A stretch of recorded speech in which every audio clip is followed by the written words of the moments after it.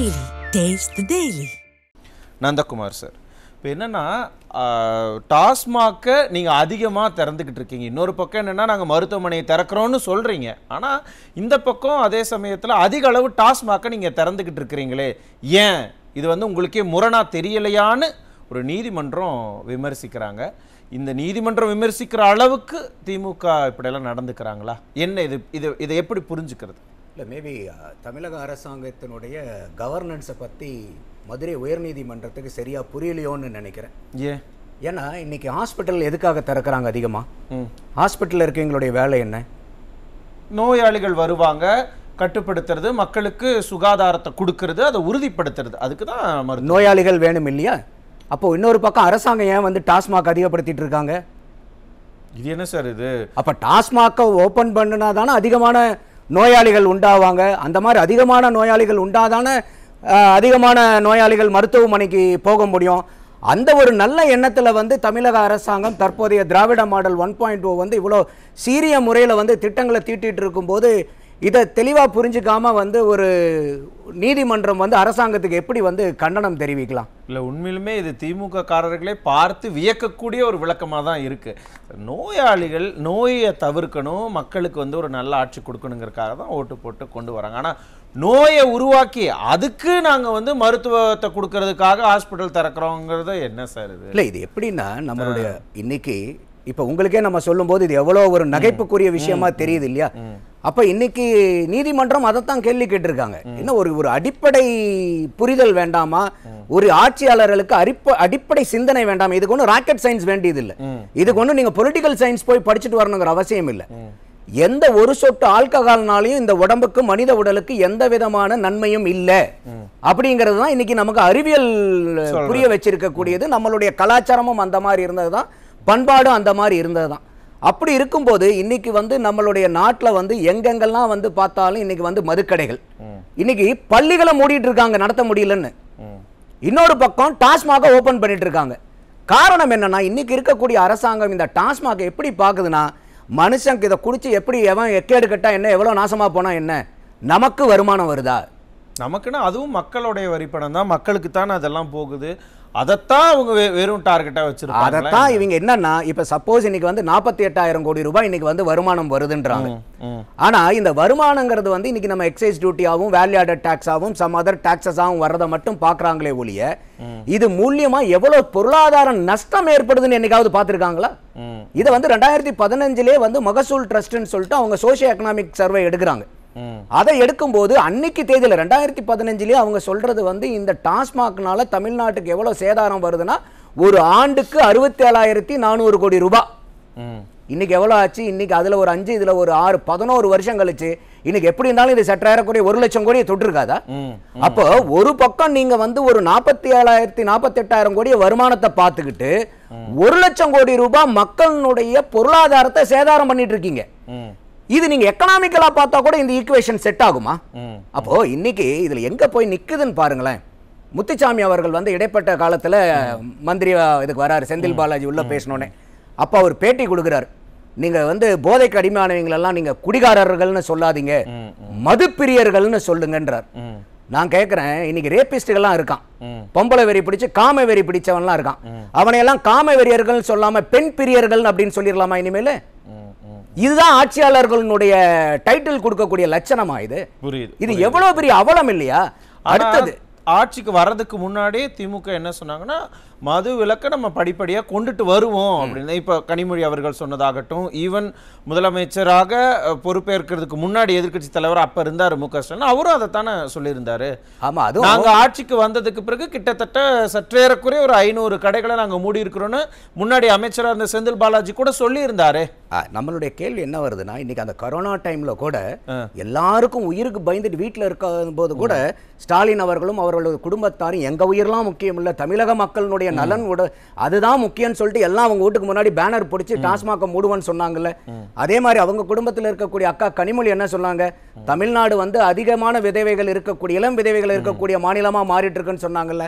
அப்போ இந்த மாதிரி நீங்க சொல்லாம இருந்தீங்கன்னா கூட பரவாயில்ல, அதையெல்லாம் சொல்லிட்டு இன்னைக்கு முற்றிலும் நீங்க மாறுபட்டு செய்யும் போது தான் இது விமர்சனத்துக்கு உள்ளாகுது. அடுத்தது இன்னைக்கு 500 கடையை க்ளோஸ் பண்ணியிருக்காங்கிறது என்னன்னா, நம்மளுடைய கேள்வி என்ன வருதுன்னா இப்ப இன்னைக்கு கடையை சாத்தி இருந்தா வியாபாரம் என்ன இருக்கணும்? குறைஞ்சிருக்கணும். வியாபாரம் குறைஞ்சிருக்கா அதிகமாயிருக்கா? ஜாஸ்தி தான் இருக்கு, வருமானம் ஜாஸ்தியா இருக்கு. அப்போ இவங்க சாத்தின கடைகள் எல்லாம் எப்பேற்பட்ட கடைகள்?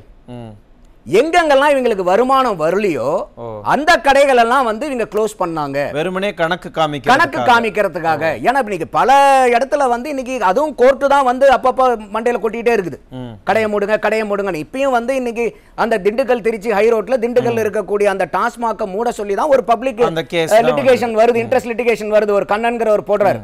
அப்போ வந்து அவங்க என்ன சொல்றாங்க, இல்ல வந்து கார்பரேஷன் லிமிட்டுக்குள்ள இருந்தா தான் இது 50 மீட்டர் பஞ்சாயத்துலாம், இது வந்து கமர்ஷியல் ஏரியா, அதனால இதெல்லாம் ஒத்து வராதுன்றாங்க. அதுக்கும் மண்டையில குட்டுறாங்க. இது வந்து ஒரு கைட்லைன்ஸ் தான், ஒரு தூரம் இவ்வளவு இருக்குங்கிறது வெறும் கைட்லைன்ஸ் தான். கைட்லைன்ஸே வந்து கம்ப்ளீட்டா அதே வந்து சோல் கிரைட்டீரியாவா மாறாது. அதோட ஆர்டிகல் 47 இப்ப திமுக எப்ப பார்த்தாலும் எங்களுடைய கான்ஸ்டிடியூஷன் என்ன ஆகுது, இந்தியத்தினுடைய அரசியலமைப்பு சட்டத்தை தூக்கி பிடிக்கிறேன்னு சொல்லிட்டு அந்த கூட்டணியில் இருக்கக்கூடிய ராகுல் காந்தியும் அதே புக்கை தான் தூக்கி பிடிப்பாங்க, அப்பப்ப திமுகவும் அதே தான் பேசுவாங்க. அப்ப ஆர்டிகல் 47ல டைரக்டிவ் பிரின்சிபல்ஸ் ஆஃப் ஸ்டேட் பாலிசில என்ன சொல்றாங்க, இந்த மாதிரி இன்டாக்சிகேட்டிங் ட்ரக்ஸ் அண்ட் ட்ரிங்க்ஸை வந்து ப்ரோஹிபிட் பண்ணணும், அதற்கு அரசாங்கம் அதுக்கு பாலிசி எடுக்கணும் அப்படின்னு சொல்லுது. அப்போ இன்னைக்கு இது வந்து இன்டாக்சிகேட்டிங் ட்ரிங்கா இல்லையா ஆல்கஹாலிசம்? அப்போ இந்த மாதிரி இருக்கும்போது நீங்க ஒரு அரசியலமைப்பை வந்து நீங்க எப்பெல்லாம் தூக்கி பிடிக்கிறீங்களோ அப்பெல்லாம் இது அரசியலமைப்பு சட்டத்தெல்லாம் தெரியாது. அரசு ஒரு கொள்கை முடிவு எடுத்திருக்கிறாங்க. இப்ப டாஸ்மாக் இங்க தமிழகத்துல கொண்டு வந்ததுக்கான காரணத்தையே வந்து கடந்த காலங்களில் நம்ம பார்த்துருக்கோம். எதற்காக டாஸ்மாக்ங்கிற ஒரு நிறுவனத்தை நம்ம உருவாக்கி இருக்கிறோம், அதனுடைய பயன்கள் என்னென்ன, படிப்படியாக எப்பெல்லாம் குறைப்போங்கிறது ஈவன் அதிமுக உடனே சொல்லுவாங்க அதிமுக ஆட்சியில் கொண்டு வந்தாங்கன்னு. அதற்கான தெளிவான விளக்கங்களையும் கொடுத்துட்டாங்க. அதற்கு பிறகு 2016 தேர்தல் அறிக்கையில அவங்க படிப்படியாக குறைப்போனாங்க, அதை குறைக்கலாம் செஞ்சாங்க. ஆனா திமுக அதுல எந்த விதமான ஒரு முன்னெடுப்பும் செய்யாததுதான் இங்க பிரச்சனையா வந்திருக்கா, இல்ல உண்மையிலுமே இந்த டாஸ்மாக் உருவாக்குனதான் பிரச்சனையா? அதாவது எந்த ஒண்ணுமே இப்ப ஒரு கத்தி இருக்கு, ஒரு கத்தி வந்து ஒரு டாக்டர் கையில இருந்தா அது உயிரை காப்பாத்தும், இதே கொலகாரன் கையில இருந்தா உயிரை எடுத்துரும். இது கத்தி மேல தப்பா, கத்தியை பயன்படுத்துறவங்க மேல தப்பா? பயன்படுத்துறது தான். இன்னைக்கு வந்து நம்ம எந்த ஒரு காரணத்தினாலையும் இன்னைக்கு வந்து ஒரு மதுபானம் இன்னைக்கு டாஸ்மாக் வந்ததை பர்சனலா என்னால ஏத்துக்க முடியாது. அது எம்ஜிஆர் அவர்கள் காலத்துல இந்த டாஸ்மாக் வந்திருந்தாலும் அவர் அதை செஞ்சிருக்க கூடாதுங்கிறது என்னுடைய கருத்து. ஆனா இதே வந்து என்ன ஆகுது, அவங்க வந்து நமக்கு 1937 இருந்தே இது வந்து ப்ராகிபிஷன் இருந்த ஸ்டேட் தானே. அப்ப இவங்க வந்து அன்னைக்கு ராஜாஜியோட கூட்டணியில இருந்து தான் ஆட்சிக்கு வராங்க. 71ல கருணாநிதி அவர்கள் இதை திருப்பி கேட் ஓபன் பண்றாரு. அப்ப கூட வரலாறு நமக்கு என்ன சொல்லுது, கொட்டும் மலையில கூட ராஜாஜி நலஞ்சுக்கிட்டு போய் கருணாநிதி அவர்களை பார்த்து தயவு செய்து என்ன வேணா பண்ணி இந்த இதை மட்டும் மதுக்கடையை மட்டும் ஓபன் பண்ணிடாத, சாராய கடையை திறந்துடாதுன்னு அவ்வளவு மன்றாடி போராடினாருன்றாங்க. நம்ம அந்த காலத்துல இல்ல, இது எல்லாமே நமக்கு சொல்ல கேட்டிருக்கோம். ஆனா அதையெல்லாம் கவலைப்படாம அவர் ஓபன் பண்ணிட்டு திருப்பி வித்ரா பண்றாங்க, அடுத்தது வந்து இன்னொருத்தர் வந்து ஓபன் பண்றாங்க. அப்ப இது வந்து எதற்காக கொண்டு வந்தப்பட்டதுன்னா, அன்னைக்கு வந்து ஏகப்பட்ட இதை வச்சு அடிதிடி ரகல, இன்னைக்கு வந்து ஏலம் விடுறதுல ஊழல் ஏகப்பட்ட இருந்தனால சரி இது அரசாங்கமே நடத்தலாம் அப்படிங்கிற ஒரு எண்ணத்துல கொண்டு வந்தாங்க. அப்படி இருக்கும்போது இன்னைக்கு அந்த அரசாங்கம் இன்னைக்கு இது என்னவா பாக்குதுன்னா, இதை வந்து ஒரு சோர்ஸ் ஆஃப் ரெவென்யூவா பார்க்குற அளவுக்கு இன்னைக்கு தமிழ்நாட்டினுடைய நிதி நிலைமை மோசமா போச்சு. ஆனா நிதி நிலைமை சோர்ஸ் ஆஃப் ரெவென்யூ அப்படின்லாம் சொல்றீங்க, ஆனா இது தொடர்பாகத்தான் சட்டமன்றத்தில் கேள்வி எழுப்புனாங்க. ஏன் நீங்க வந்து அரசாங்கமே டாஸ்மாக் வருமானத்துல தான் இயங்குதா அப்படின்னு கேட்டதுக்கு அப்போதைய அமைச்சர் செந்தில் பாலாஜி இந்த அமைச்சர் பதவி இழக்கிறதுக்கு முன்னாடி கேட்குறாங்க. உடனே அவர் எது சொல்றாரு, அப்படியெல்லாம் ஒன்றும் இல்லையே, அரசாங்கம் வந்து டாஸ்மாக் காசுல தான் இயங்குதுன்னு யார் சொன்னது உங்களுக்கு? அப்படியெல்லாம் ஒன்றும் கிடையாது, அது ஒரு துறை, அதுல இருந்து ஒரு வருமானம் அரசுக்கு வருது, அவ்வளவுதானே அப்படின்னு தான் சொல்றாரு. இல்லை இன்னைக்கு இதில் வந்து கம்ப்ளீட்டாக இந்த 48,000 கோடியும் வந்து எக்ஸைஸ் டியூட்டி அண்ட் இது கம்ப்ளீட் ரெவென்யூ டு த இது இன்னும் வந்து ஓவரால் அந்த சேல் எவ்வளோ இருக்குன்னு பார்த்துங்க. இது வந்து நமக்கு அரசாங்கத்துக்கு கிடைக்கக்கூடிய வருவாய் இவ்வளோ இது. அப்போ இதுக்கு மேலே வந்து 20 ரூபா 10 ரூபா 30 ரூபா வச்சு விற்கிறதெல்லாம் இருக்கு. அதே மாதிரி பிடிஆர் அவர்களே அவர் முதல்ல சொல்லும் போது இதில் பாதிக்கு பாதி வந்து எக்ஸைஸ் டியூட்டிக்கு வெளியே வியாபாரம் நடக்குதுன்றார். அது உண்மையா இல்லையாங்கிறதெல்லாம் அவங்க தான் அதை கண்டுபிடிக்கணும், அதுக்குள்ள வரல. இப்போ ஒரு விஷயத்தையும் இந்த டாஸ்மாக் விவகாரத்தில் ஆகட்டும், இல்லை வேறு சில விவகாரங்களாக, ஏன்னா நம்மளே அதை முன்னாடி லிஸ்ட் பண்ணோம், இந்த மாதிரியான ஒரு விஷயத்தையும் நீதிமன்றம் வந்து சொன்னாதான் நாங்கள் செய்வோம் அப்படின்னு திமுக அரசு அடம் பிடிக்கிறாங்களா? இல்லை அதுதான் வந்து இன்னைக்கு அந்த அரசியல் அந்த பாலிசி மேக்கிங்ல இருக்கக்கூடிய ப்ராப்ளம். அப்போ இன்னைக்கு வந்து நீங்க ஒரு அரசு இருக்கிறது யாருக்காக உண்டான அரசா இருக்கணும்? மக்களுக்கு உண்டான அரசாங்கம் இருக்கும். அப்ப இதுல முதல்வரே இன்னொரு அவர் என்ன பிராண்டிங் பண்ணிக்கிறாரு, தன்னை அப்பாங்கிறார். எந்த இடத்துலயாவது அப்பா வந்து இன்னைக்கு பிராந்தி பசங்களை கூப்பிட்டு குடிக்க வைக்க முடியுமா? இல்ல அதெல்லாம். அப்ப இன்னைக்கு ஒரு குடிக்கணும்னு நினைக்கிற பையன் என்ன பண்ணுவான்? அப்பாவே தானடா கடை ஓபன் பண்ணி வச்சிருக்காரு, நம்ம அப்பா வியாபாரம் பண்ணும்போது நம்ம போய் குடிக்கலாம் எப்படி? இது ரொம்ப ஓவரா எக்ஸாஜரேஷனா தெரியுது. இது எக்ஸாஜரேஷன் இல்ல. இப்போ அவரே வீடியோ எல்லாம் விட்டுருக்காரு சார். அதத்தான் சொல்ல வரேன். நீங்க யாரும் போதைக்கு அடிமை ஆயிராதீங்க, போதை வழி செல்லாதீர்கள்ன்றாரு. அதையெல்லாம் நான் வரவேற்கிறேன். ஒரு அப்பாவா சொல்ல வேண்டிய வாக்கியத்தை சொல்றீங்க. ஆனா அதே ஒரு பொறுப்புள்ள அப்பாவா இருந்தா எனக்கு வருமானம் கிடைச்சா போதுன்னு எந்த தொழில வேணா செஞ்சிருவாரா? ஒரு பொறுப்புள்ள அப்பா, ஒரு சமுதாயத்துல சிந்தனை இருக்கக்கூடிய அப்பா, வருமானம் மட்டும் முக்கியம் நினைச்சிட முடியுமா? அப்போ ஒரு மாநிலத்துக்கே தன்னை அப்பான் பிராண்டிங் பண்ணிக்கிறவர் நீங்க ஏன் டாஸ்மாக் கடையை திறந்து வைக்கிறீங்க? நன்றி. அப்பா அந்த நீங்க ஒரு அப்பாவுக்கு பிராண்டிங் பண்ணும்போது அந்த அப்பாவுக்கு உண்டான கடமையை செய்யும் போது எல்லா கட்சிக்காரங்களுக்கும் அதுல எல்லாருமே உங்களை அப்பாவா பார்க்க போறீங்க, பூராமே உங்களை யோசிப்பாங்களே, பரவாயில்ல அப்பா சொல்றபடி நடக்கணும்னு. அப்ப சொல்லொண்டு செயலொன்று இருந்தா அப்பா அப்படிதான் சொல்லிட்டு இருப்பாரு, நம்ம அவரு அவர் சொல்லாட்சி அல்ல செயலாட்சிங்கிறாரு. என்னங்கிறது இன்னும் விரிவாக நம்ம பேசலாம். நந்தகுமார் சார், அட்லீஸ்ட் இன்னும் ஓராண்டு காலம் இருக்கு. இந்த ஓராண்டு காலத்திலேயாவது திமுக அரசு இந்த மாதிரியான இந்த மதுக்கடைகளை குறைக்கிறது, இல்லை படிப்படியாக குறைக்கிறது, அதுக்கான வேறு மாதிரியான நடவடிக்கைகள், மீன் அந்த ரிஹாபிலிட்டேஷன் சென்டர்ஸ், அந்த மாதிரியான ஆய்வுகள், அது மாதிரி ஏதாவது விஷயங்களை செய்யறதுக்கு ஏதாவது யோசனையில் இருப்பாங்களா? இல்லை, அந்த மாதிரி இல்லை. என்ன காரணம்னு கேட்டிங்கன்னா, நீங்கள் ஒவ்வொரு கடையை சாத்தும் போதும் வருமானத்தை நீங்கள் இழுத்து மூடுறீங்கன்னு அர்த்தம். அந்த மாதிரி அரசாங்கத்தில் அந்த ஒரு பாலிசி டெசிஷன் எடுக்கிற மாதிரி இருந்தால் அதெல்லாம் பட்ஜெட்டில் இன்கார்பரேட் பண்ணியிருப்பாங்க. ஏன்னா இன்றைக்கி ஒவ்வொரு இடத்துல இன்றைக்கி அரசாங்கத்தினுடைய திட்டம் என்னென்னா 2 லட்ச ரூபாய்க்கு மேலே போகக்கூடிய கவுண்டர்கள் எல்லாம் மல்டிபிள் கவுண்டர்ஸ் வைக்கணும்னு போய் பேசிகிட்டு இருக்காங்க. கடைகளை சைஸ் அதிகம் பண்ணணும், கவுண்டர்ஸ் வந்து பத்த மாட்டேங்குது. தீபாவளி சமயம் அப்புறம் நியூ இயர் சமயத்தில் வந்து வாங்குறவங்களுக்கு வசதிகள் ஏற்படுத்தி கொடுக்கணும்னு செய்யறது.